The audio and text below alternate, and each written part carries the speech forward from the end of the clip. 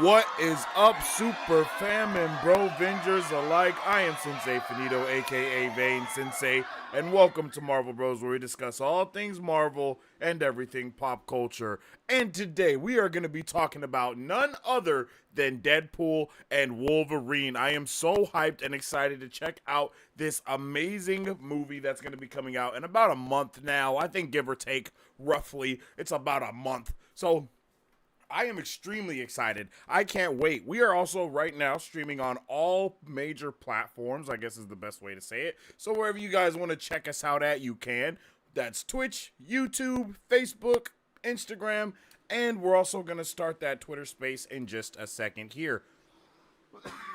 I definitely hope everybody is having a good day today. If you guys haven't already, make sure you drop a like on the stream because it helps out tremendously. And we are also streaming to the YouTube Shorts tab. I did not specify that before, but yeah, we're streaming to the YouTube Shorts tab. I hope it's going good. I hope anybody that's tuning in with us on the YouTube Shorts tab is having a good time and is ready to have a good time. Let's see what's going on here.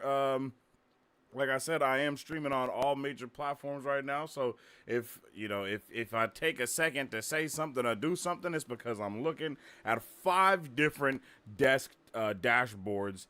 I'm trying to kind of get a couple things going here. So yeah, what is up with it, my guy Lewis Berry? My guy, I love to see you here. Long time no see. My man said first. What's happening, man? I hope you're having a good day today. I know I'm having a good day today. It is Monday. It's a marvelous Monday indeed. Let me see. Okay, yeah, I got everything I need to go. I'm excited for this film and hope to get McKellen's Magneto, Stewart's Xavier, Tatum's Gambit, Hulk, and OB. All right, we're gonna jump into that comment in just a second, Lewis. So don't you go anywhere, or Luis, excuse me. Don't you go anywhere, Lewis. All right, let's get it. Before we go any further, make sure you guys follow us on all social medias at Marvel Bros to stay up to date with all things Marvel and everything pop culture. You can also follow me on social media at Sensei Finito to stay up to date with all my thoughts, theories, and opinions on whatever particular thing we may be partaking in at that particular time. And of course, you already know, you can check out that weekly podcast wherever you guys check out podcasts at, okay? Today we're going to be talking about Deadpool and Wolverine. I've already said that. We're going to be checking out the 2 trailers that they have dropped for us already, as well as maybe checking out some of new Rockstar's content, so we can kind of get those breakdowns from the trailers. You know, they be going frame by frame, and we can get every little Easter egg and oopsie daisy that we may have missed, and then we're just going to be talking and nerding out about Deadpool and Wolverine today. So I hope everyone is ready, and I want to know if you guys are hyped for DP3. Drop a 1 in the chat if you're excited for Deadpool and Wolverine, and drop a 2 in the chat if you're not, and of course drop a 3 in the chat if you're not really too sure how to feel, because I want to know how we feeling. Okay, I'm just gonna share the stream on my discords and stuff real quick, and then we can just jump into all of the goody goodness. So jump in the chat and don't worry, because I will talk back. Give me 1 second. Okay, that's there. Let's get that in there. And then let's go to here and here. Slap that there. Awesome, yo. I hope everyone is pumped, man, because I want to talk a lot about Deadpool 3 today because I have a lot to say about this movie. I really think that I have a lot of stuff to say about this movie. I'm not gonna lie. We've been talking a lot in Mike Beasley's Discord, and it has me thinking about a lot of things, and I'm excited for it. But a couple of things has me a little nervous, and we're just gonna kind of go over a little bit of all of that stuff. All right, I have shared everything that I need to share. I hope you guys have too. And yeah, let's get into it. Okay, let's start it off with my guy Lewis's comment right here. I'm excited for this film and hope to get McKellen's Magneto, Stewart's Xavier, Tatum's Gambit, Hulk, and OB. Okay, so when it comes to this, I really do think that it's a possibility that we get all of those. I don't want to drop too much information if you guys don't want spoilers and you guys want to, you know what I mean, experience it yourself. So I'm not going to drop too much info, but I will be dropping a lot of info. So if you guys don't want to know anything about this movie, then I understand. But if you're okay with getting a little bit of knowledge here and there about some of the little things and mainly cameos that'll be showing up, then we'll be all good. Okay, we'll be all good. I got me some cap because I'm not gonna lie, I was getting real sweepy before I got up in here.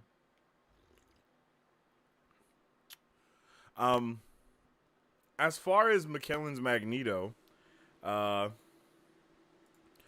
surprised that we haven't seen his Magneto yet.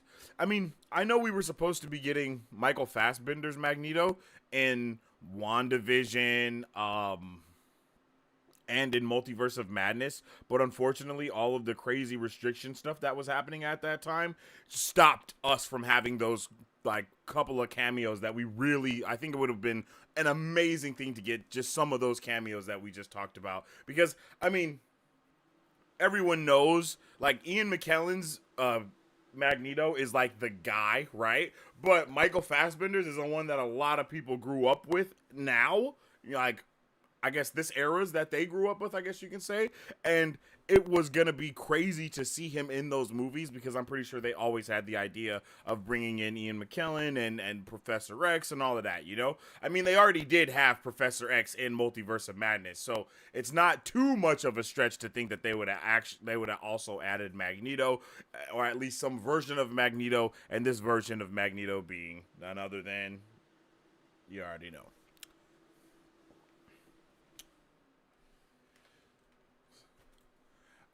So yeah, man, I am so pumped for Deadpool and Wolverine. I do think it's going to be a fantastic movie. I think that they have a lot of things to accomplish on their plate, on their table, but I think it's easy. I think it's going to be easy for them to accomplish it because this is what people want to see. This is what people really want. So the thing that they're doing has been played out, and they have done it before, and people have hated it before, mind you. But it's Deadpool and Wolverine, and it's the X-Men, and for some reason they get a pass on everything. So you know that's just what it is. So we're gonna jump more into that as you know as we go into the live as well. Let's see. Are you excited about Deadpool? About Deadpool and Wolverine.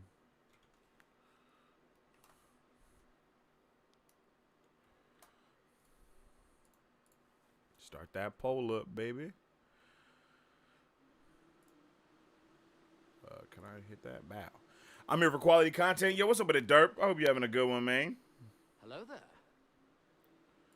there. Make sure you follow him. He's goat at what he do. Hey, I appreciate you, Derpy, for real, for real. Big 3. Oh, okay. I could feel that. I could definitely understand going for a 3. I feel like it's Batman v Superman, but with better established characters.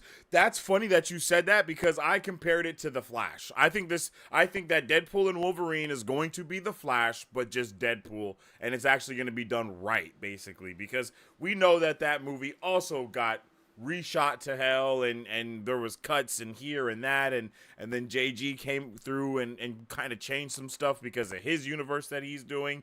It was a development nightmare for everybody involved, basically. And I know that kind of happened with, people don't talk about it enough, but the entirety of Phase 4 was majorly affected by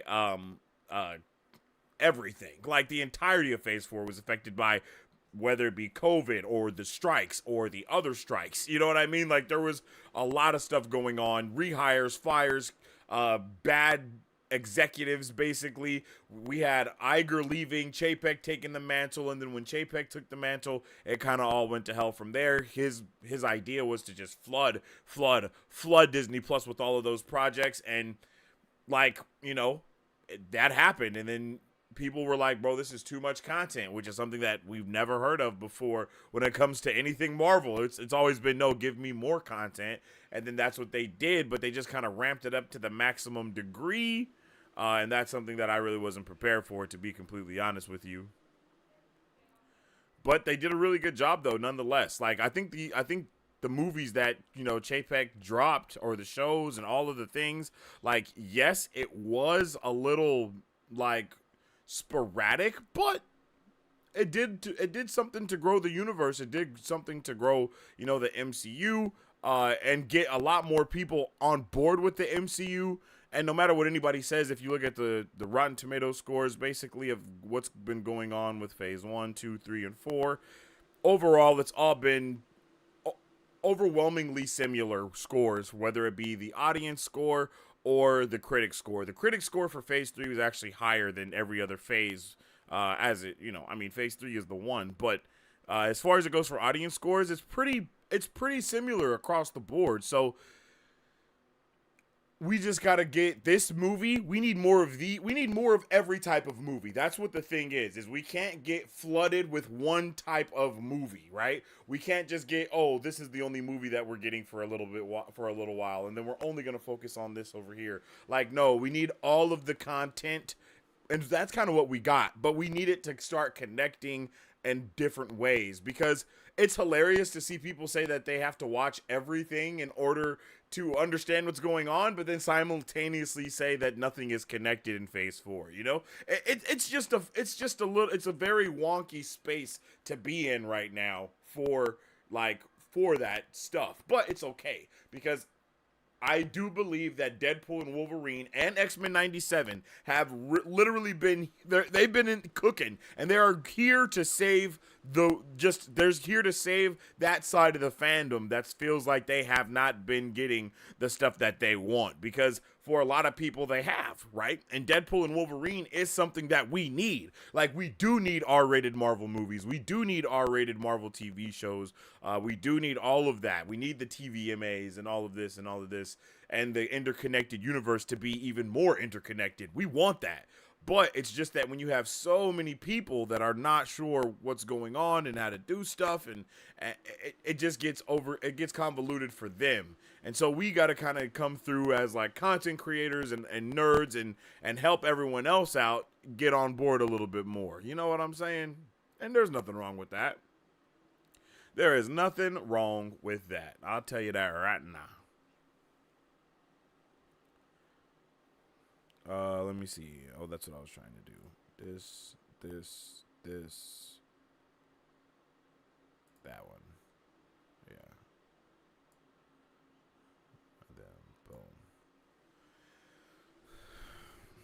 Since it's Marvel, it'll do well because the reputation, man, as DC fan, it's rough out here waiting since 2008 Iron Man and the first Avengers for something positive, but I'll see the movie one day.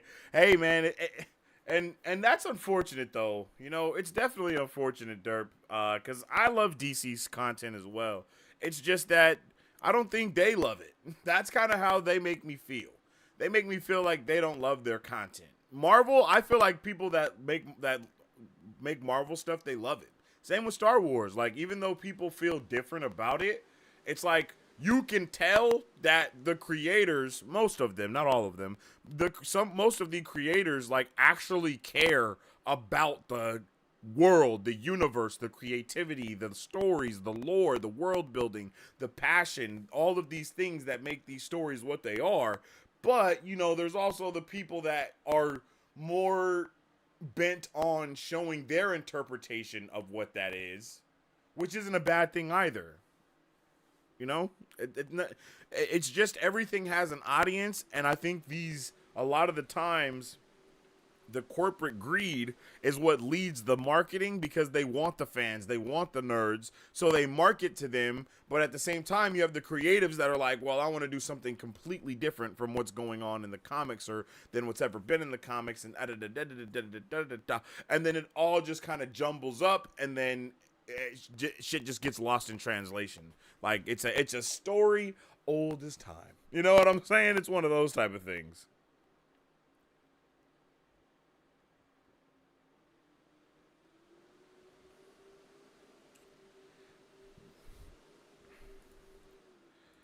I'm gonna be real. I'm more excited for Kingdom of the Planet of the Apes. Oh, nah. Multiverse Saga has been very meh to me, so we'll see. I can understand that. I'm not gonna lie, Derp. I can feel you there. I've actually really loved the Multiverse Saga, though. I'm not gonna lie. I think we've got some of the best storytelling, lore, and world building for the Marvel Cinematic Universe in Phase 4 than we have in all of the other phases ever. Like, except for a key amount of movies. Like, Thor Dark World does crazy world building and lore establishing. All of the Thor movies actually do a tremendous job at world building and establishing lore.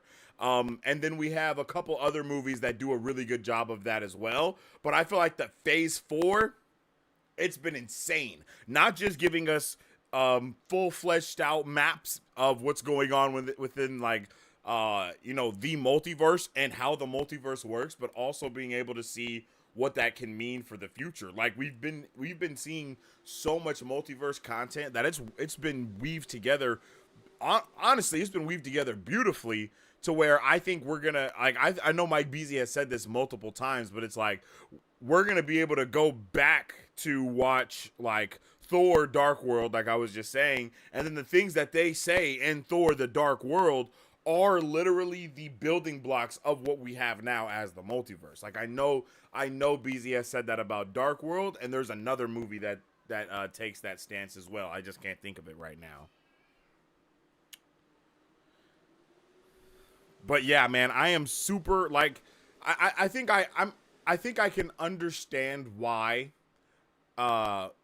everybody has a lot of issues with the Multiverse Saga, and it's because it is doing the most lore and world building and back like we're getting all of these things in one saga, and it's literally expanding the world and the universe way more than anything else has. So on one hand, we do have like an overwhelming sense of knowledge overload because there is information being thrown at us in every single show that we're watching, whether that be Miss Marvel, because they're explaining to us how her powers work and how there's another dimension and all of that stuff. So we're getting dimensions and time travel explained to us in that way. And then we go to Moon Knight and we're learning about gods and how they're working. Like we are learning all of these different layers of how the overall universe works. I guess I think Marisu would call that is that the metaphysics? I think that's what she always says. Like MCU Phase 4 has been crazy on the metaphysics with everything that's going on. It's like we get I was about to say Thunderbolts. Excuse me. Excuse me. We get the Eternals. And the Eternals gives us insane amounts of threads and worlds, and here's what all of the cosmic beings are, and here's what this means. And then we get Thor Love and Thunder, and then that explains to us more about how different the gods are there. So now we have Egyptian gods from Moon Knight, we have the gods of Olympus, we have gods of everything, and like there is so much stuff going on, and it's insane to see how all these things go together and how everything is all weaved and how it creates the universe that we are now watching partake. And yes, we do need to know like what's going on with Harisham the Judge and all of these other things. Like we do need to know what's going on there, but now we need to get a little bit further into those, right? Like now it's time to take the plunge a little deeper into what's going on there. Yo, what's up with the Thatch? How you doing, man? Super excited. The MCU needs to tighten up, I think. And honestly, that's what the MCU is doing right now. It's just that they can't tighten up everything at one time. It's actually quite funny when you think about Loki and how the Loom is and what the Loom did. Because literally that's what the MCU has always been. It's been taking all of these different strands and weaving them together as tightly coiled as it can.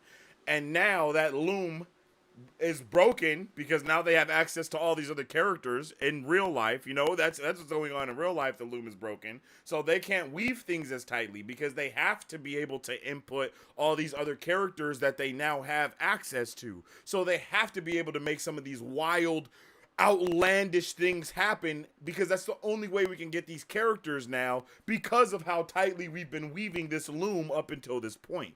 So now we have to let that loom explode and let things go a little bit wild and go everywhere. So then we can have Loki or Feige, you know, come through and grab those strands and then sit on the throne, you feel me, and keep everything going until we inevitably go into the soft reboot that's going to happen for sure. And then we get it this new universe that we will be existing in, that will be our new 616 or whatever they want to call it, and it will have always existed in this manner of having X-Men, Fantastic Four, all of these characters, all these heroes, and we're not gonna have to do the Ant-Man thing, okay? That's what I call it. Like, I call it the Ant-Man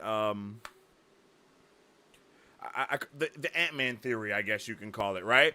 The Ant-Man theory doesn't work over and over and over and over again. You can only do the Ant-Man theory so many times. And what that means is you can only have so many heroes have existed since the 1980s and we just never knew about it ever. That can only happen so many times before it's like, okay, like, really, dude, like all these characters just been existing and we never knew about them. And then that Nick Fury line, you are now part of a wider universe. Yes, that can do some, you know, that can do some of the legwork, but if we're trying to introduce all mutants, we don't have time to go through every single backstory for all of them and then explain how they're created. We don't have time for that. We just don't. That's why we get Professor X. Ms. Marvel is now a mutant. X-Men 97.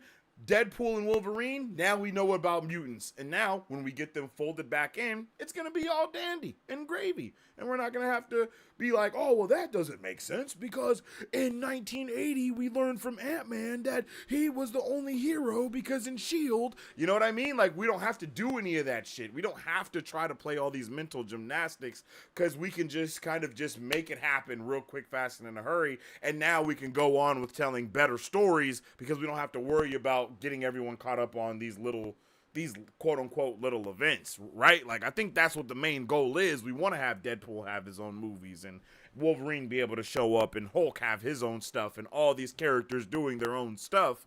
But in order for that to happen, we have to have this universe that allows it to happen. And we don't really have that just yet. we don't really have that just yet, you know? I mean, they're already doing it. Like, yep, Deadpool's just here. Daredevil. Yep. Yeah, Daredevil just exists in the MCU. Actually, he always has. And it's like, okay, we can go for that because we know that the Netflix shows always heavily implied to be MCU adjacent at the very least, right? So we can go for that. Same with Agents of S.H.I.E.L.D. They did the same thing. But then you start saying like, oh, well, that also means that, you know, we already have Wolverine here this entire time, and we know we just had Red Guardian here the whole time as well. It's just like, how many characters are just going to already be here over and over again if we can just make this quick snap of a finger, Thanos style, break the loom, and let everything go everywhere? I think that's what makes it work. Metaphysics indeed. Hey, you have a good one, Thatcher. I appreciate you for tuning in, bravo. Much like phase 1 through 3. Yo, what's up with it, Nathan? Yeah, that's a good point, man. I do believe that phases 1 through 3 they have done a lot of lore. They did a lot of world building. Again, there are a lot of the building blocks that we are now having the foundation built on, right, for the MCU. But phase 4 has took all of those ideas that have been kind of strung along from one movie to the next, and they just kind of capitalized on everything. It's like, yep, all of that and more, you know what I mean? And that's what phase 4 has been really amazing about, is like, we have just got it's like one after another, just constant improvement of the world that we're now existing in, or being able to view, I guess is the better way to say it. You know what I mean?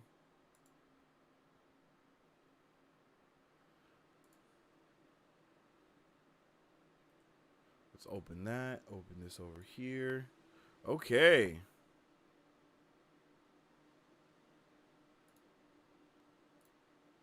Yo, man, I'm pumped. This week we get X-Men 97 as well. That's going to be fan-tiddly-tastic if I do say so myself, and I do say so. That's going to be freaking peak. Yo, what's up with the Rumbabu? How you doing? Hope you're having a good one. Hello there. We having a good day. And or night. Or whatever time it may be, wherever you may be. Let's get this started right.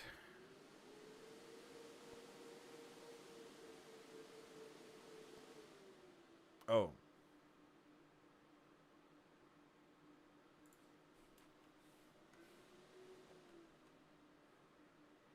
Oops, brought the wrong thing.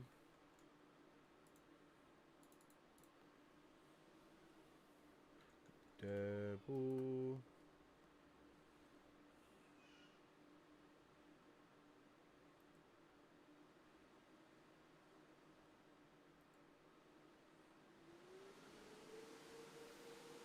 Dang, this trailer is already at 12 million views. The first trailer is at 30 million. Like, crazy. Like, honestly, insane.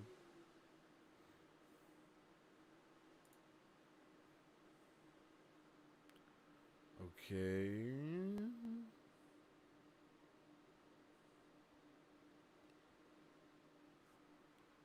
Let's see, where's...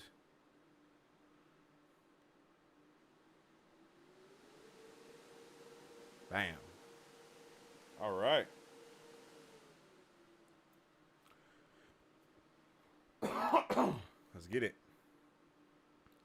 Let's check out this trailer. At least one of them.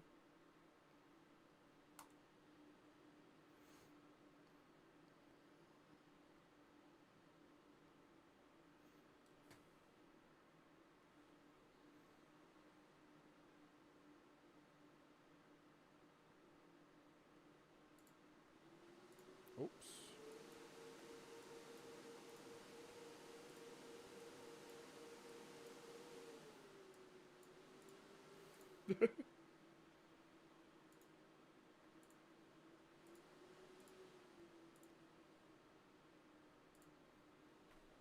Mm.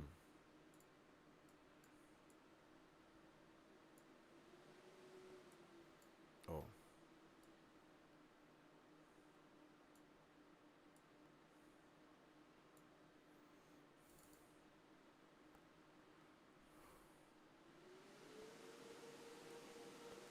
There we go. All right, well, we're going to check out this trailer, but real quick, before we do, you already know what to do.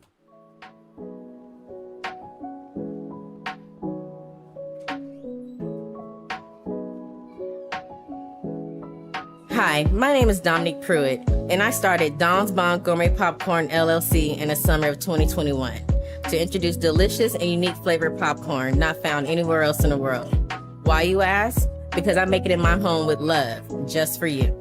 We offer over 10 flavors and are continuously creating new flavors that can be customized to any color or taste for your next event, party, or fundraiser. So go find yourself to our website and find a bombastic flavor of popcorn at donsbombgourmetpopcorn.com, or you can also follow us on Instagram or Facebook at Don's Bomb Gourmet Popcorn. Oh, yeah.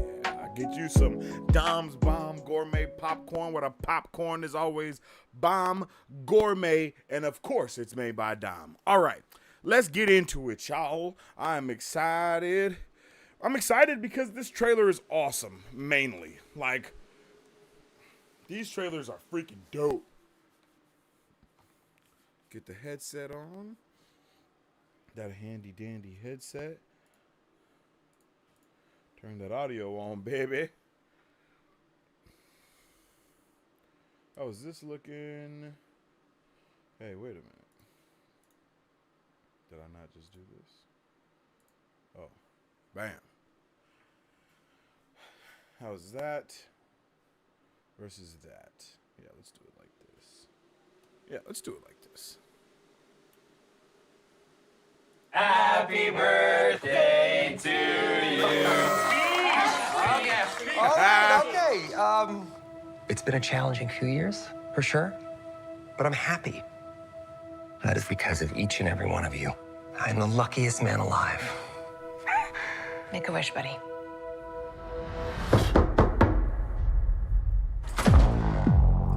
Bruh, Wait, Wolf? music is crazy that? too. Whoa, whoa, whoa, whoa, whoa, whoa, whoa, whoa, whoa, whoa.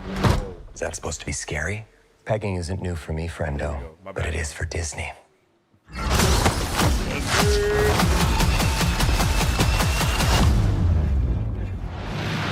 Yeah, buddy.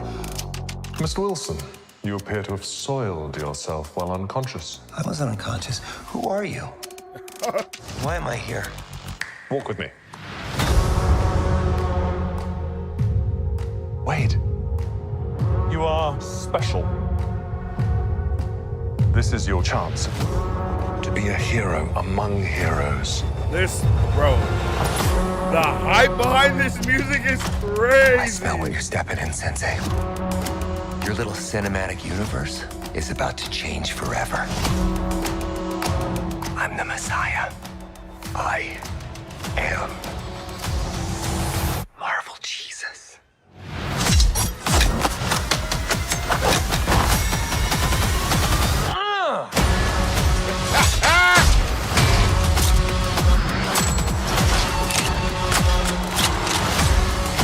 God, please! Oh my God!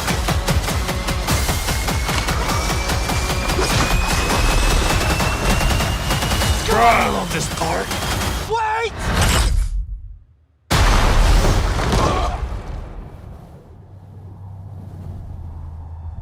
Like, bro, the hype is ridiculous. Let's go. Like, Don't just bro. stand there, you ape. Give me a hand up. Nope, I'm actually okay. Thank you very much. Bruh, I am so ready.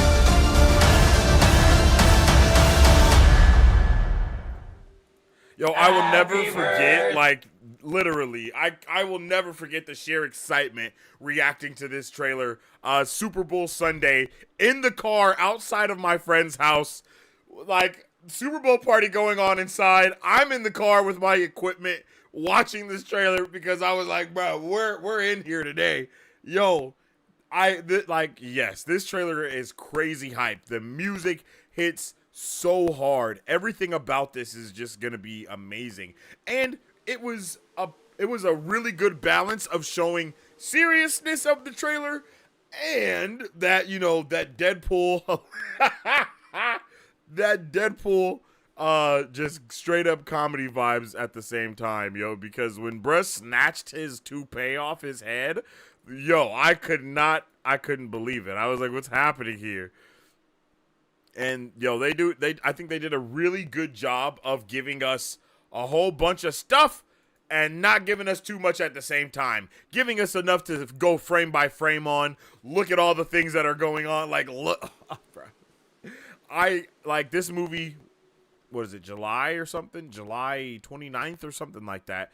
It's going to be insane, bro. It's looking beautiful. Like I said at the beginning of this live, this movie is basically going to be The Flash, but Deadpool. And it's going to be the good version, and it's not going to have all of the studio interference. You know what I mean? I love that Deadpool immediately knows who the Avengers are as well. He's like, wait a minute. Oh, yo, it's just something that you get to do, man. That's what I'm talking about. When you don't have to worry about walking on eggshells, you can just throw everything at the wall and see what sticks, yo. And that's kind of what, bro, look at this hair sticking out of my guy's head. That is so wild. That's insane. That's definitely insane. The Yam Slam was also wild. The split up as the elevator goes up. Bro, I can't wait for this movie. Oh, look at it. Looks beautiful. People were going crazy about how the camera moves with him and like what he's doing. Yeah, like they definitely in their bag with this movie. You can see it.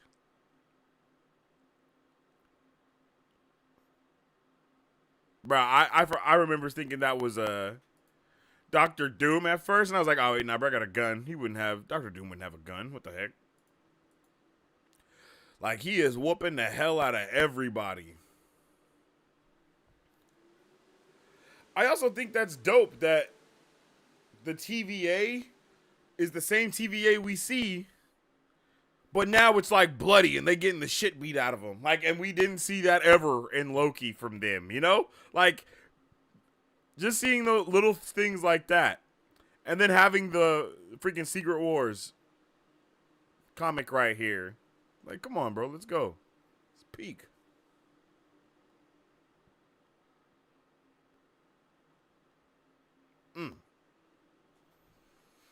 Fire.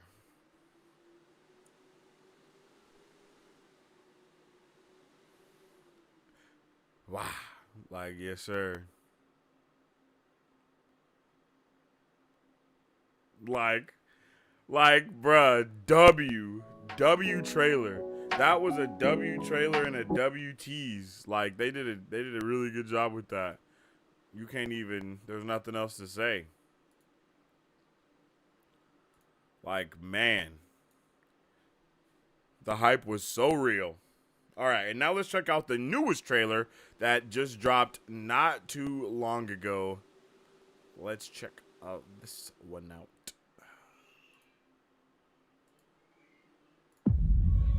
I told you, you're not welcome here. You're not welcome anywhere. Now get the fuck out of my bar. Just give me one more drink and then I'll leave. Hi, Peanut. I'm gonna need you to come with me right now. Look, lady, I'm not interested. All right, well, I'm sort of on the tick-tick, so upsy daisy. Here we go. Oh, whiskey dick of the claws. It's quite common in Wolverines over 40. You don't want this. Unless you want to take a deep breath through your fucking forehead, I suggest you reconsider. Take a deep breath through your forehead is amazing.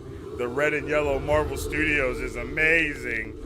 The suit with the shoulder pads is amazing. Like, bruh. Not my fucking problem. Is that what you said when your world went to shit? Come again. This Wolverine let down his entire world.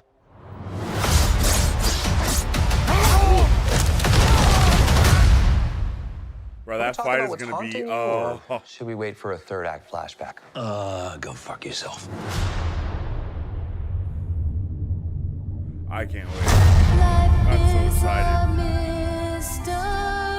I don't know anything about saving worlds. Listen to that voice. Do. Trust me, kid, I'm no hero.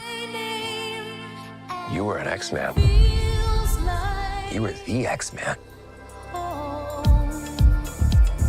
I am soaking wet right now.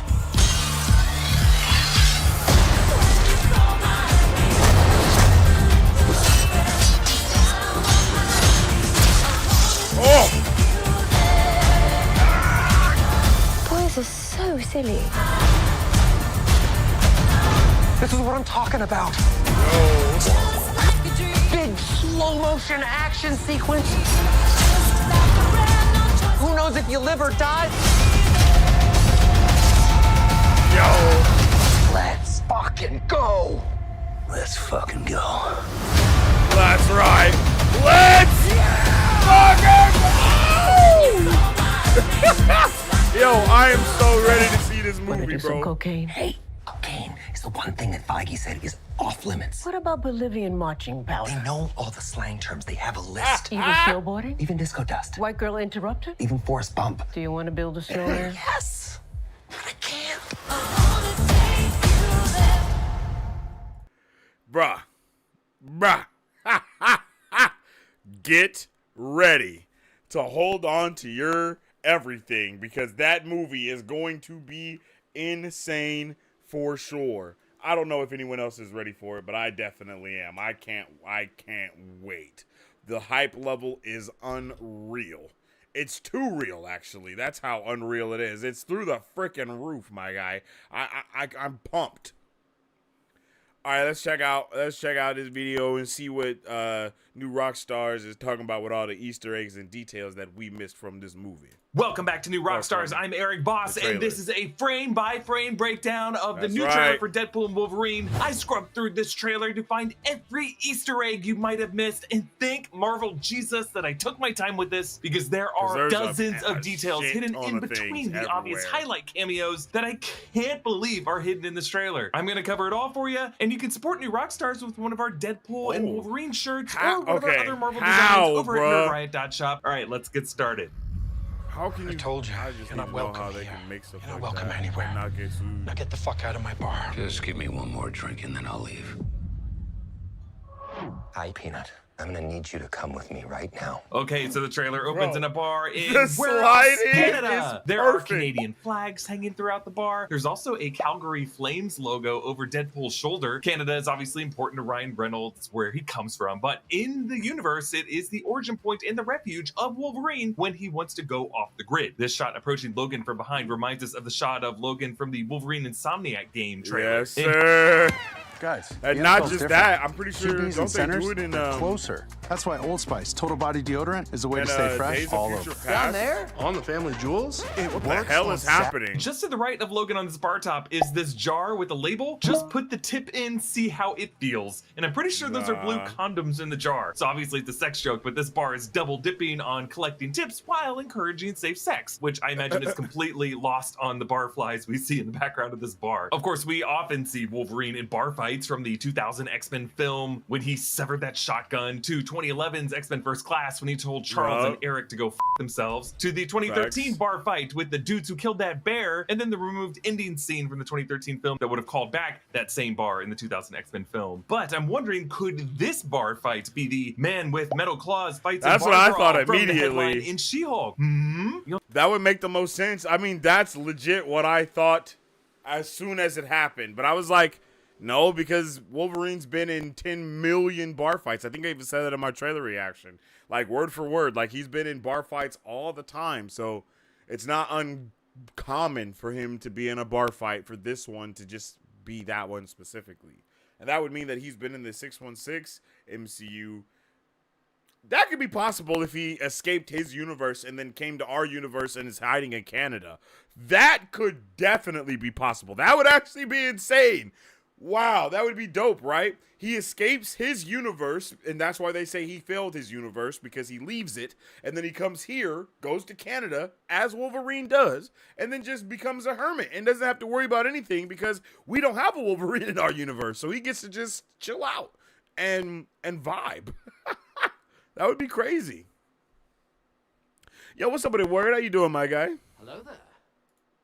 You'll notice Hugh Jackman in this movie has similar hair length and appearance to that 2013 James Mangold Wolverine film, which, after the first three X-Men films and 2009's X-Men Origins Wolverine, was really the first to reconceive Logan as a more grounded, tortured human just struggling with his aging body. And as I watch this trailer, I'm just reminded of how good of an actor Hugh Jackman is and how much he's bringing to this movie. Now, this bartender tells Logan that he's not welcome here, he's not welcome anywhere. It's not really clear if Logan is being discriminated against as a mutant, or if this bartender knows that he's Wolverine.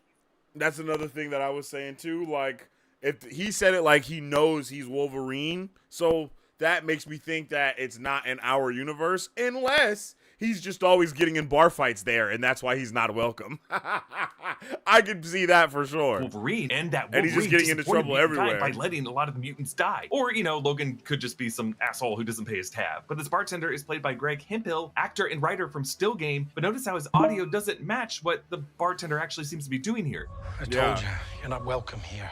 You're not welcome anywhere. Yeah, notice how you don't really see his mouth move? And if he's cutting Logan off from drinks, why does this bartender reach for the whiskey to pour him another round? Really, I just think the bartender does say these words, it's just in a different part of the scene. And they're using trailer editing to reconstruct it here. Now, the new poster released for this film on Sunday evoked the poster for the 2017 Logan film, the one that had X-23 Laura's hand grabbing one of Wolverine's claws. And this poster has Deadpool kind of flirtingly stroking it with his finger. So despite Ryan Reynolds promising that they would not touch the events of the Logan film, they are totally going there. And remember, Yeah, the reason like he's things were barred so from the nightmarish bar. in that 2017 Logan film is that we learned in that movie that anti-mutant toxins had been fed into the food supply through corn syrup. But if Logan's diet consists mostly of aged whiskey, there's no way tainted corn syrup would have gotten into those barrels, especially if it was aged whiskey. So our man's really 12 steps ahead, and he's probably gonna need to get started on the other 12 steps. And I like how Deadpool calls Logan Peanut, which is the nickname Scott Lang calls his daughter Cassie. And there is a giant we do see the Ant-Man giant, corpse in this trailer. And I don't really know if it's connected, but we'll talk about it more later. Let's move on. Look, lady, I'm not interested. All right, well, I'm sort of on the tick-tick, so upsy daisy. Here we go. Oh, whiskey dick of the claws. It's quite common in Wolverines over 40. You don't want that. Bro. Unless you want to take a deep breath through your forehead, I suggest you reconsider. Bro, Okay, so hardest Logan bar tells ever. Deadpool, look, lady, I'm not interested. Which seems like a dig at Deadpool's slim figure, but the Super Bowl trailer included a brief shot of Deadpool's gloves firing Uzis, and those were different gloves than what Deadpool normally has in this trailer, which makes us think that the rumors that we will see a lady Deadpool could be true, and that she might be played by Reynolds' wife, Blake Lively. Deadpool says that he's sort of on the tick-tick, and remember, with this new suit, Deadpool would have just come directly from the TVA, and he may have run into Miss Minutes, and he's kind of got a TVA time clock and Miss Minutes on his mind. But Wolverine's adamantium claws only extend about an inch out of his knuckles, which Wade cannot help make an erectile dysfunction joke about. And in 2017's Logan, his opening fight with the thugs at the road stop has a similar moment where 2 out of his 3 claws extend almost fully, but the third one just gets jammed, embarrassingly. Deadpool points its gun at Logan's head, and you can see, smile, wait for the flash engraved on the tip. And I like how Logan leans into the gun with a smile forming on his face as if he's obeying these instructions and waiting patiently for the bang. Wolverine has taken shots to the head before, like in X2 from the Boston PD, where his healing ability pushed the bullet back out, or in X-Men Origins of Wolverine, where Stryker shot him with an adamantium bullet that wiped his memories. In the 2017 Logan film, he carries around another adamantium bullet, which is implied will kill him, especially when X-23 Laurie uses it to kill Logan's adult X-24 clone. But whether memory loss or certain death, Wolverine welcomes either result. Let's move on. I'm about to lose everything that I've ever cared about. Not my fucking problem. Is that what you said when your world went to shit? Did anyone notice Loki in the trailer? No. Come again. Okay, so we can't How really great play would for it you be because if while Deadpool is in TVA, he finds Loki sitting on his throne and Deadpool tickles him to see if he lets go of the branches? Nah, Mike, you're wildin'. That would be some crazy shit that would happen. When was Deadpool in the TVA in the first trailer? That's what the whole first trailer was about. Licensed music, but the music we hear throughout this trailer is Madonna's Like a Prayer, a 1989 title that was meant to be a reference to her breakout earlier hit Like a Virgin. But for this song, Madonna's lyrics were meant to show her maturation with gospel elements, a song told from the point of view of a girl declaring her love for God, the only man in her life. But whether or not Madonna and her songwriter meant it sincerely or kind of, like subvertively, we'll never know. But the music video for Like a Prayer featured a black Jesus being crucified in kind of this flirty relationship with Madonna. And narratively in the music video, this Jesus was a scapegoat, falsely arrested after a bunch of white men killed a white woman. And this music video was very controversial. A number of religious groups, including the Vatican, condemned it. But Ryan Reynolds, I believe, uses the song of Like a Prayer in a few different ways in this trailer. One, he kind of uses it with this ironic wink, as it is an 80s pop ballad, contrasting this aggressively violent, virile energy of this trailer. But it does kind of feel like Wade is embracing the only man in his life as Wolverine stands over Deadpool, kind of like a god finding a soul in the afterlife. But also, obviously, the song reflects the idea of Deadpool himself being Marvel Jesus. Now, what does he really mean by saying he's Marvel Jesus? I don't think he means he's like a hero or a god, but really like a sacrificial sin eater. I think it means that Deadpool's gonna try to take the place of Logan and every other Marvel anchor whose death results in the death of the universe. Someone online had pointed out that this day, 36 years ago, April 22nd, 1989, Like a Prayer topped the Billboard charts, beginning a 6-week run. But Ryan Reynolds responded saying that totally was not planned. Okay. I swear it's a Marvel Jesus. We did not plan this. So he swears to himself.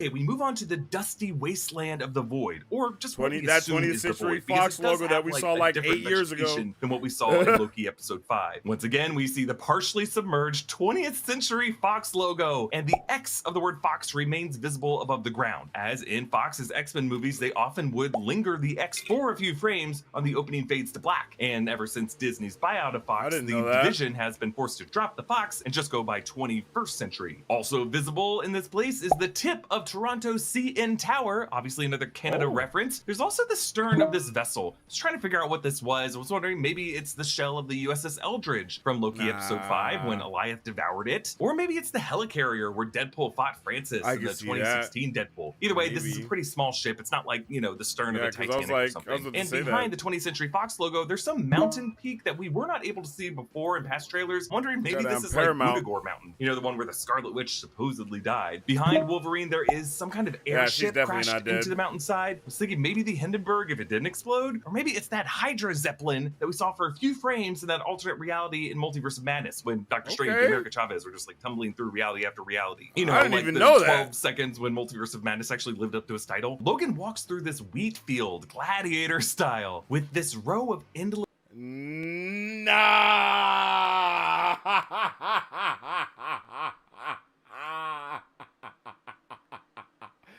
Yo, that Multiverse of Madness dig was unnecessary, G. Oh, I mean, it's a good point. It's a good point. We definitely should have seen stuff like that going on more. I guess it's safe to say that Deadpool and Wolverine is going to be what Multiverse of Madness should be. Logan walks through this wheat field, gladiator style, with this row of endless pillars. These seem to be monuments or headstones for fallen X-Men. But the fact that they're all in a row at least reminded me, as a Lost fanatic, of that sonic frequency perimeter fence that kept out the smoke monster from one side of the island to the other. And I was thinking, hey, maybe this barrier could be in the void to keep Goliath out. But like, looking at how surreal this imagery is, this isn't the same part of the void that we see Goliath in the rest of the trailer. Looking more closely at these columns, each one kind of has almost a pyramid structure, and there's this like vertical insert that is carved into the sides, and within each insert in those shadows, you can see some kind of disc that I assume might be the plaque referring to the name that each statue memorializes. And I want to say that these columns almost look like the Sentinel ships from the opening prologue of X-Men Days of Future Past. So maybe each one of these is for a different X-Men who was killed by a Sentinel or something like that. But if this isn't the void, I wonder if this could be that kind of third act flashback that Deadpool jokes about in the other part of the trailer. Like, this could be a moment where Cassandra Nova projects Logan into the astral plane to make him suffer all the X-Men that he allowed to die, because it's just so dreamlike and surreal. It kind of feels like the kind of thing that when we see the 90s X-Men animated series, like when characters are taken to the astral plane, it tends to be more surreal and metaphorical like this. All right, let's move on. This Wolverine let down his entire world.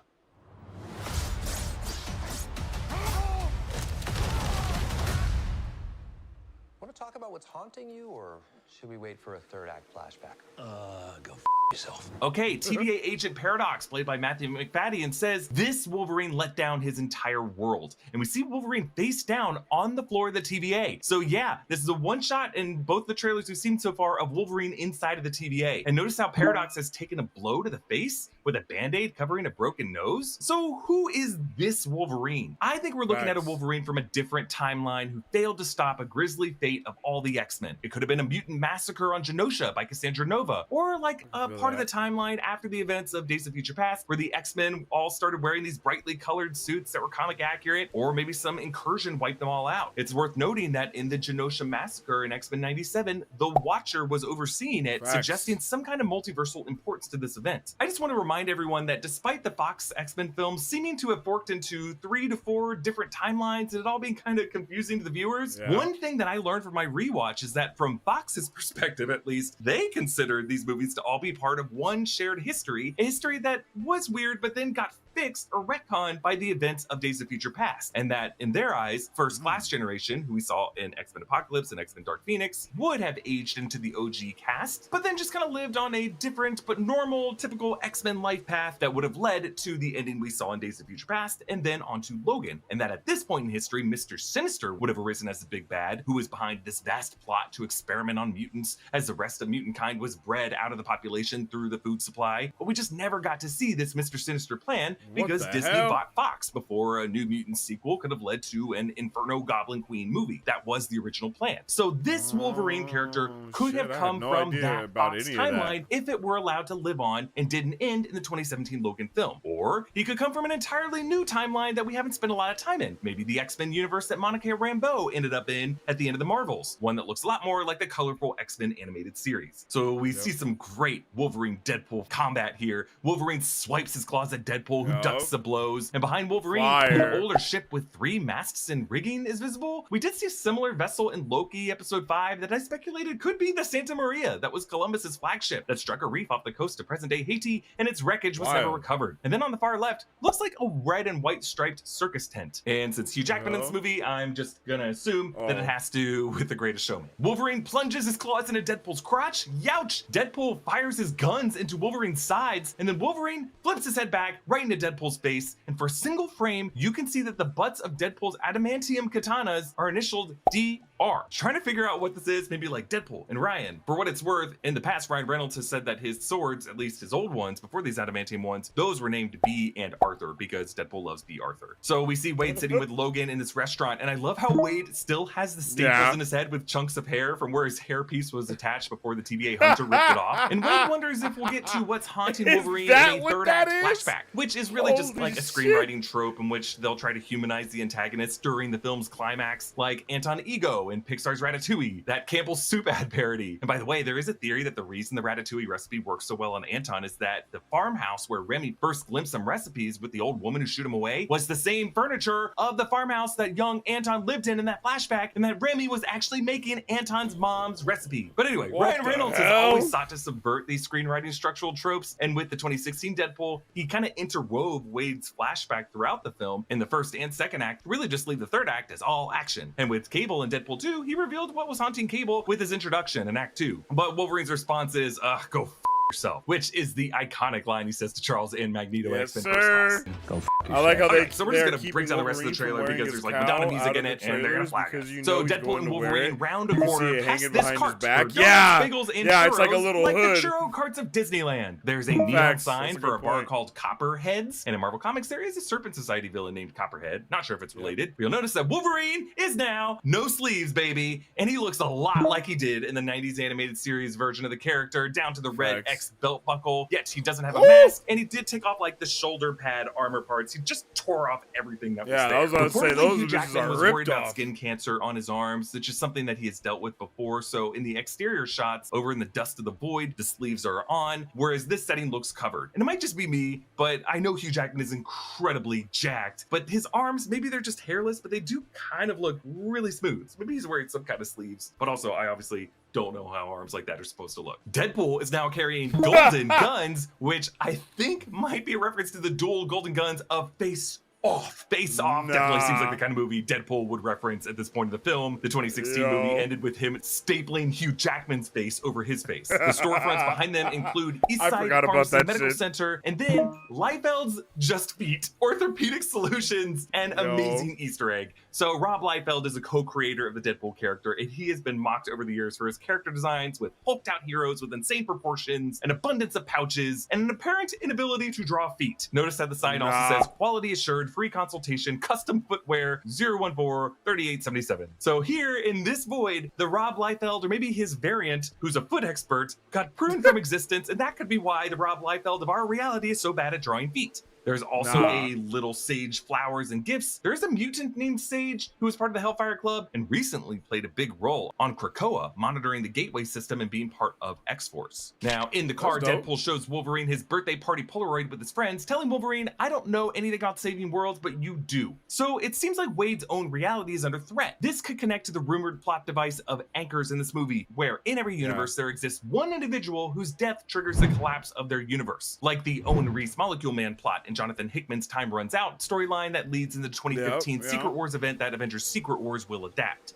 We're up against some really bad guys. We knew that already, y'all. Do was Jason Bourne stuff. And maybe in Wade's universe, it's this lonely, suicidal Wolverine in the bar whose soul Deadpool has to save to keep him in place as an anchor. But to save that soul, he has to figure out what makes all Wolverines tick, including this other Wolverine down in the void and other variants that we could see in this movie, like a patch Wolverine from the casino in the Super Bowl trailer, played by Daniel Radcliffe or Taron Egerton. Wait, DR on the katana. Could that be Daniel Radcliffe? I don't know why you would put the actor's name on the ends of his katanas. The more you use something, the more perfect it's gotta be. A suitcase you of course he would do something like that. Go to metallic shoes. But then we get this great close-up of Wolverine's claws snicting smoothly out of their metallic sheaths in his knuckles. And I feel like these slots would also have to be made out of adamantium to contain these claws so well so that they didn't tear through the gloves. So from whatever timeline this Wolverine is from, Professor X and Beast and Forge or whoever it was had to get their hands on additional adamantium and create these awesome gloves. And while I assume the claws that we see here are VFX, they do add these little details to the metal, like surface texturing and smudges and reflections from the neighboring claws, and that all just make them feel real and super sharp. I just love this shot so much. Okay, next, some incredibly bloody shots in the snowy forest of Deadpool killing these TVA agents. And if you look closely, Deadpool is using a tree branch. So he must be stabbing through this TVA armor with such incredible force to be able to smash through the armor and send pieces of the armor flying upward like that. So we're pretty sure that this setting is North Dakota near the Canadian border, where in 2017's Logan and the Young Mutants spot the Reavers and X-24 on their way to freedom. And this is where Logan is buried. In the Super Bowl trailer, you can see in the background the truck that Richter overturned in that final battle. So maybe Deadpool, finding the felled tree that X-24 impaled Logan on to deliver that killing blow, considers this tree sacred with some kind of divine power, and he just decides to use a branch that he tore off of it to kill these TVA agents the way Logan died, so that they have to feel his pain for desecrating the sacred turf. Okay, the next shot shows the villain of this movie, Cassandra Nova, played by Emma Corrin, coming from the open skull mouth of the corpse of a giant Ant-Man, which we do see a better shot of later. But in this first shot, you see behind her what appears to be a wheelchair that she initially rolled up in, but now she gets up, maybe a kind of like Willy Wonka, I can actually walk kind of fake out introduction. So could this wheelchair be Charles's chair? Did this Cassandra already kill Charles in her timeline? Of course she did. Just a reminder, Cassandra Nova is known as Charles Xavier's evil twin, but it's actually darker and crazier than that. Cassandra was really Charles's Mumudrai, which is a term from the Shi'ar Empire. The Shi'ar are an alien race who we spent some time with in episode 6 of X-Men 97. A Mumudrai is kind of like a spiritual cosmic shadow self that every person has, but in the case of Charles Xavier, his advanced telepathy caused his Mumudrai to manifest in flesh, a fetus joining him in the womb. These two fetuses fought, and Charles destroyed her, but part of her clung to life in a sewer and grew into Cassandra Nova, who comes back for revenge, and Grant Morrison's E is for Extinction storyline in 2001 and 2002. And she is one of the most savage villains in all of X-Men comics. And yes, she does actually wear a tan trench coat and pants and boots, looking exactly like this in the comics. So Cassandra in the comics finds in the jungles of Ecuador a master mold, a giant sentinel printing machine, and uses that and Boulevard Trask to print a wild sentinel, a three-headed kaiju that she deploys against Genosha to kill 16 million mutants. We actually see this massacre in X-Men 97, and we're kind of waiting to see if Cassandra Nova is behind this attack, or if it's the doing of another villain that they've introduced in the show, like Sinister, or maybe Bastion or Apocalypse, or maybe all of them. But I just love that casting Emma Corrin, who's best known for playing the younger Diana Spencer in The Crown, as someone who hates, above all else, an Englishman named Charles. That's pretty perfect, right? So Deadpool slashes his adamantium katanas at Wolverine's claws, and going frame by frame through this, I'm just so amazed at Hugh Jackman's rage that Deadpool would have the nerve. Deadpool crosses his katanas between the first and second of Wolverine's claws. Look at his swords, bro. It looks like the swords have these golden edges. You actually see these and golden he has edges golden trim everywhere. This TVA tailor with the white gloves carefully slides these adamantium katanas into the sheaths on Deadpool's back. And in the CinemaCon footage, this is a guy who keeps slapping Deadpool's ass, and Deadpool tells the other TVA employee that this guy's a predator and they need to call HR. Now, this blue van seems to be the same bloody vehicle that Deadpool was in that Super Bowl trailer, where the seats were covered in bloody Wolverine claw marks and Deadpool was like waving them in. And now we see Wolverine responding to that, lunging toward Wade in the back seat of this van. But in a wide shot, Deadpool just suddenly flies up through the sunroof. What happened there? Notice you don't really see Wolverine in that particular shot of the car from the outside. And I feel like the slapstick physics could be explained by Deadpool planking atop Wolverine's body, and Wolverine is just like, get the hell off me, and thrust Deadpool in the air because he's so disgusted. And Deadpool just flies because, you know, he's like a super lightweight cartoon. Then we get this cool shot of Cassandra Nova sipping a teacup. I might be totally wrong about this, but her teacup looks like it might be patterned with the heraldry of Wrexham AFC. That's the football club owned by Ryan Reynolds and Rob McElhenney. You do see what looks like a W and maybe the dragon, but instead of red, it's gold. I might just be seeing things there. But there is this wide shot of the purple cloud of Goliath covering the sun. And in this shot, you can see that it's not just Ant-Man's head. It is the entire giant body. So this detail was inspired by Old Man Logan, the amazing and gnarly comic series where an elderly Logan partners with a blind Clint Barton on this crazy road trip across a post-apocalyptic America where basically the villains have won, and at one point they pass the corpse of a giant Hank Pym. And now it's not clear if this giant Ant-Man is Hank Pym, which would be Michael Douglas, or Scott Lang, Paul Rudd. But if it is the latter, he could have come from the Battle of Earth in Avengers Endgame. Also, remember that in the Void in Loki episode 5 was the giant helmet of Yellow Jacket that could be connected to this. But this helmet opens to reveal the skull with the teeth underneath. The fact that Cassandra Nova lives inside of this corpse is so cool. Badass, bro. That is so bad. I was gonna say, reminds me of that and also the rumors that the corpse of Tiamat, the Celestial, could be used as the Avengers' new base, like how in the comics the Avengers turned the progenitor into Avengers Mountain at the North Pole. Now, in the shot of Cassandra inside of this place later, it almost looks like she could be building some kind of Cerebro inside that skull, but I actually think this is specific to being Ant-Man's corpse. In Quantumania, Scott Lang entered the quantum realm's probability storm, where his brain became entangled with all other Scott Langs in the multiverse, and that could have done something to his brain matter, as well as the minds of all other Scotts. Like Cassandra could be using this particular weird brain to amplify her telepathy throughout the multiverse. Now, this giant Ant-Man reveal is just the master shot of the trailer because it has so much in it, so many cameos. So right up front there, that's Azazel, the devilish teleporting member of the Hellfire Club from X-Men First Class, played by Jason Fleming. He's back, as well as Lady Deathstrike from X2 X-Men United, played by Kelly Hu. You can also see Aaron Stanford Pyro on the background right, seated on his vehicle as he was back in the Super Bowl trailer. And then on the left, that is Callisto, Danya Ramirez, leader of the Omegas from X-Men The Last Stand, and crouching beside her with the green hair, that is Toad, Ray Park, returning for the very first X-Men film in 2000. He also, of course, played Darth Maul in Star Wars: The Phantom Menace. And then all the way on the left, in the foreground, you don't even really notice him at first because his face is covered, but notice that long blonde hair. I'm pretty sure this is Sabretooth, Tyler Mane, who would also be returning for that first film. You know, the bulky dude in the red and white striped shirt? This could be the Russian who is played by wrestler Kevin Nash in Thomas Jane's 2004 The Punisher. Now, what the mutant characters have in common is that they were all villains from the X-Men universe 10005, as it is currently designated, and all these characters died. Like Wolverine killed Lady Deathstrike by plugging her with liquid adamantium in Stryker's lab. Azazel was killed off-screen by Bolivar Trask's experiments between X-Men First Class and Days of Future Past. Toad and Sabretooth both died in the Liberty Island battle. Callisto was knocked out by Storm and was for sure obliterated by Phoenix when she wiped out everyone on Alcatraz. Pyro, presumed obliterated as well, but in the Days of Future Past Rogue cut, there is a memorial that includes Pyro's Zippo lighter, implying that he would have died sometime after that. I think the implication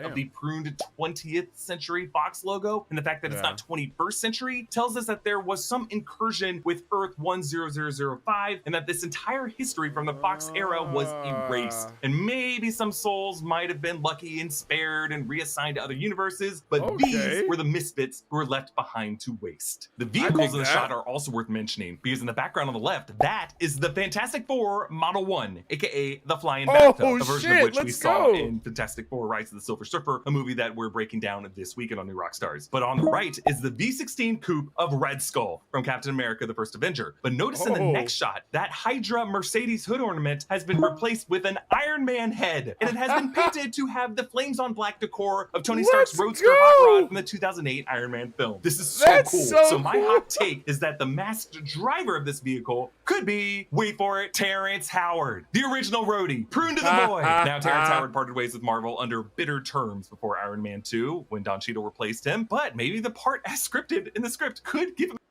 Say hello. That's hella funny. Hi.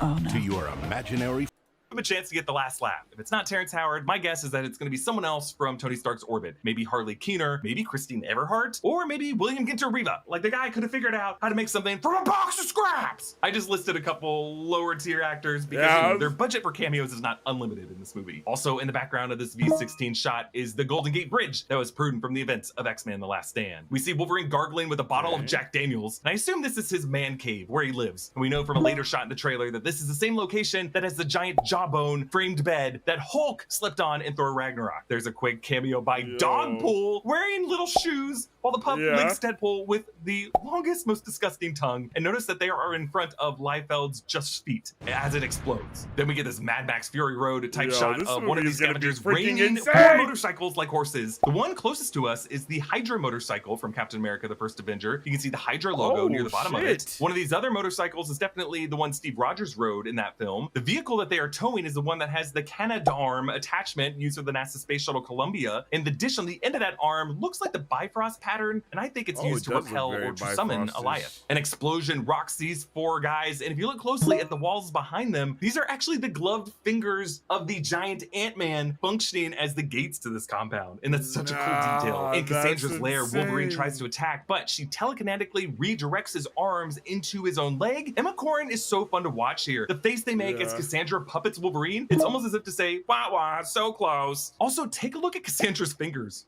Is it just me, or do they look super long? Did they digitally enlarge Emma Corrin's hands to make Cassandra look more villainous? I don't know, it may just be the anamorphic lens that they seem to be using for a lot of these shots. Like, it's especially noticeable in the money shot of the giant Ant-Man head compound where you see all the cameos. Like, notice how the edges of that frame are just kind of like a little out of focus, a little like artistic, brushstrokey. That's what an anamorphic lens does as opposed to a spherical lens. But then we see Cassandra directing Wolverine's claws into the floor, and notice how even this floor is textured in some interesting way. It's almost like she scavenged this floor from somewhere else. And I want to say everything like the walls of Camartage, it kind of just looks like there's different patterns and pieces to this floor with some like engravings on them. Okay, so Wolverine and Deadpool leap from their van, and the grip guards of Deadpool's katanas have these little Deadpool eyes on them. So when Deadpool stabs someone, the last thing they would see is just another little Deadpool face staring at them. Both Deadpool, then Wolverine say, let's go! And then they take the huge leap from the eye hole of the Ant-Man skull, and then they leap into a sling ring portal. And one of these must have been cast by a sorcerer. Maybe Doctor Strange, or Wong, or the Ancient One, or America Chavez, or Rintra, or I guess technically Ned?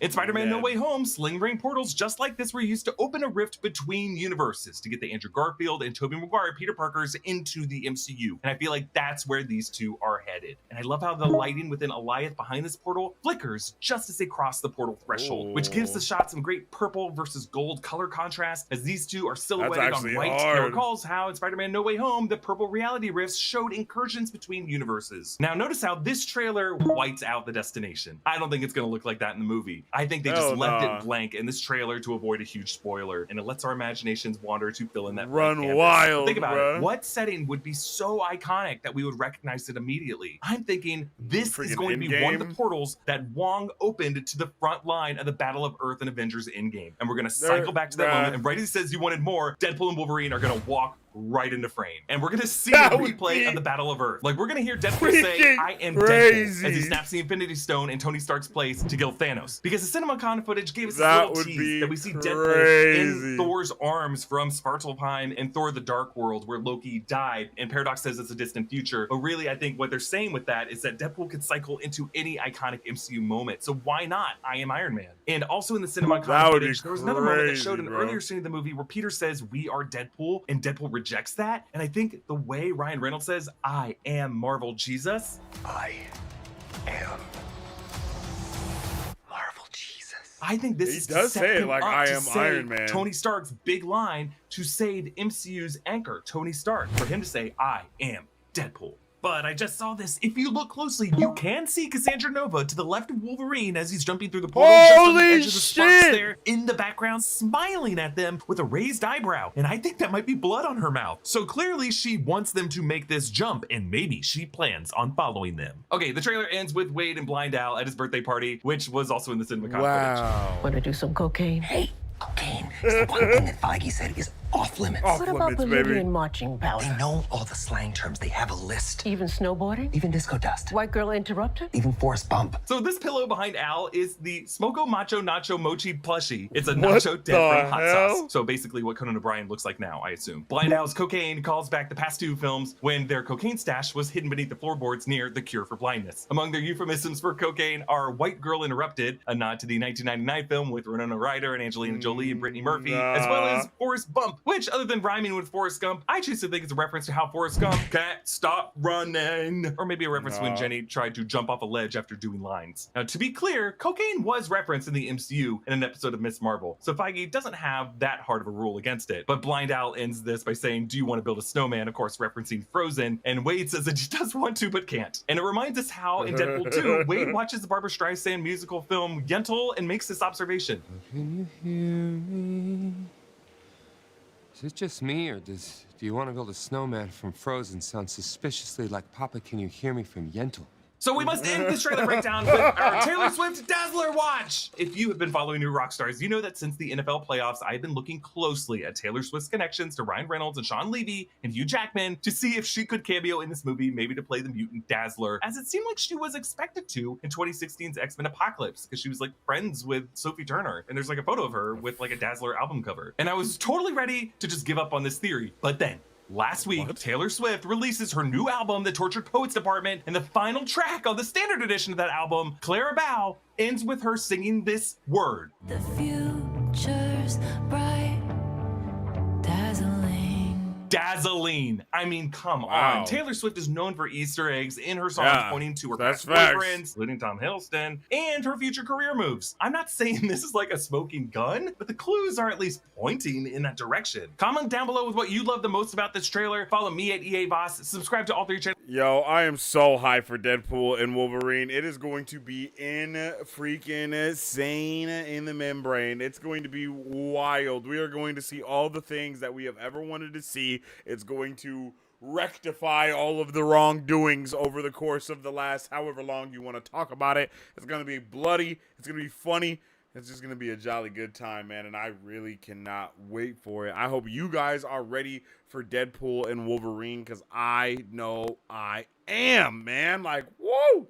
That was a great breakdown coming from EA Voss at New Rockstars. They do great, incredible breakdowns. He's always doing the damn thing. They're always doing the damn thing. I love that, bro. I love it. I love it. I love it. I love it. I love it. I love it. I can't wait for this movie. It's like the countdown is here. We are it's just, yo, we are counting down until July 26th. Like, it's almost a month away. Like, T-minus 2 months.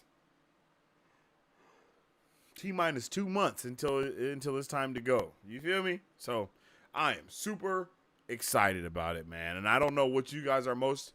I don't know what you guys are looking forward to the most when it comes to this movie, but I know that I am looking forward to quite a few things, I'm not gonna lie. Like, I really want to see all the Wolverines and what they have going on. I want to see how many Fox characters are gonna be in this. Like, I think all of that would be amazing. Excuse me. I can't imagine them like going crazy, like he said in the video. I can't imagine them going insane with those cameos, just because, like, right, it would be damn near, like, not, it wouldn't be impossible, but it would be damn near impossible to do a lot of that stuff that they want to do with all those cameos. Like, the in-game thing that he said sounds freaking dope, but there's no way. Like, there's no way. Like, they're just, I mean, they could just digitally put them in with everybody else. Like, honestly, that could happen. But I don't think they're going to do that. I think they will do a similar moment to that, but I'm not sure what. I don't know if it'll be like Deadpool. Like, Deadpool's not strong enough in the cosmic way to take Loki's place as being the god of stories or anything like that. I can see him doing the Iron Man thing or something adjacent to that. You know, I'm not sure what it would be. But I'm here for that. I think Deadpool and Wolverine could be the movie to literally do all the multiverse stuff. I already said it. It's going to be the Flash mixed with Multiverse of Madness, right? So the Flash goes back in time, and that's how he changes everything, and then Multiverse of Madness, he's going through a whole bunch of different multiverses, and all those different things are also happening. So I think it's very possible to see both of those things come to fruition in this movie also. I mean, again, he says he's Marvel Jesus. Like, there's a lot of comparisons to him being some type of quote-unquote sacrificial lamb, right? So if we look at that and just kind of go down that rabbit hole, it could equal a lot of different things, especially if he's going with my guy Wolverine, who is obviously, you know, Wolverine. So I don't know what this movie, like, I don't know what the end of this movie looks like. I don't know where we're going. Like, these trailers, they're showing nothing but the bare minimum of kind of what we already know is going to happen. Other than, like, giving us Cassandra Nova and all those cameos in the last trailer, we really didn't get any more new information. So I'm hyped about that, and I don't want another trailer at all or anything, because I know whatever comes next is going to be spoilery, so I'm probably going to be staying away from it. But, like, it's going to be freaking fire to see Hugh Jackman back as Wolverine. He looked great in the trailers. Being able to see in that acting he's coming with is amazing as well. And Ryan Reynolds is really a great actor because he can use his voice so powerfully that you really don't need to see his face to kind of understand the gravitas of the situation. It's kind of there, you know it. Like when he's talking to Wolverine and he says, it's like in that trailer, he says, I don't know how to be a hero, but you do. Like there's so much like energy and pain and all of that behind it. And we don't even see him say those words, and you can feel it in that moment out of context of what's really going on. So this movie is going to be fire, bro. Like, we're ready. We're ready. I think we're all ready for it. We're all here for it. And it's going to be hype season, honestly. So let me know how you guys are feeling about this. How hype are you guys? What are the vibes? Scale of 1 to 3, scale of hot to cold. Is it hot? Is it cold? Is it yes? Is it no? How are we feeling, all of you party people? Because I'm excited. And with all that being said, I appreciate everybody that tuned in with us on today's episode of Marvelous Monday. You know, we do things a little differently around here. We experimented with the shorts and all that good stuff, so I definitely appreciate everybody tuning in and, kicking. All right? So with all that being said, if you haven't already, make sure you follow us on Marvel Bros at Marvel Bros to stay up to date with all things Marvel and everything pop culture. You can also follow me on social media at Sensei Finito to stay up to date with all my thoughts, theories, and opinions on whatever particular thing I may be partaking in at that particular time. And of course, check out that weekly podcast wherever you check out podcasts at. Okay? And as I always say, stay awesome, stay nerdy, and don't forget to stay marvelous. Excelsior. If you guys would like to support Marvel Bros, all you gotta do is visit our website at www.marvelbros.com and buy some merch. Represent Superfan. Or you can join our Patreon to get early access to content, patron-only scoops, giveaways, private Q&As, and those sacred watch parties. We appreciate you guys. We'll catch you on the next one. Excelsior. On today's pop culture news update. On today's pop culture news update.